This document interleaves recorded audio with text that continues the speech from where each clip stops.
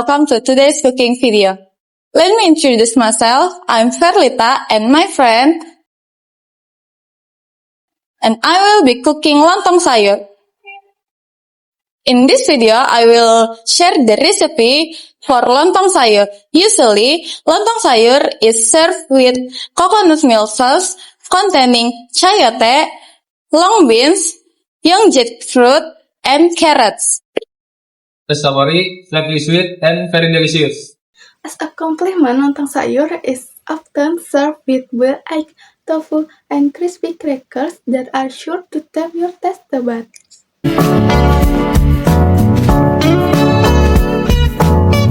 Lontong sayur is one of Indonesia's signature dishes from Betawi, highly popular as a breakfast menu.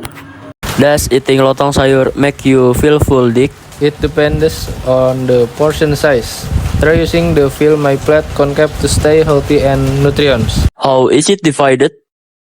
It's easy. Divide your plate into 3 sections. 1/2 plate of vegetables. Fill it with pumpkin, long beans, carrot, and young jackfruit. 1/4 plate of carbohydrate. Use 4 to 5 pieces of rice cake will suffice. 1/4 plate of protein. Add boiled eggs and tofu. Wow, the portions is just right, isn't it?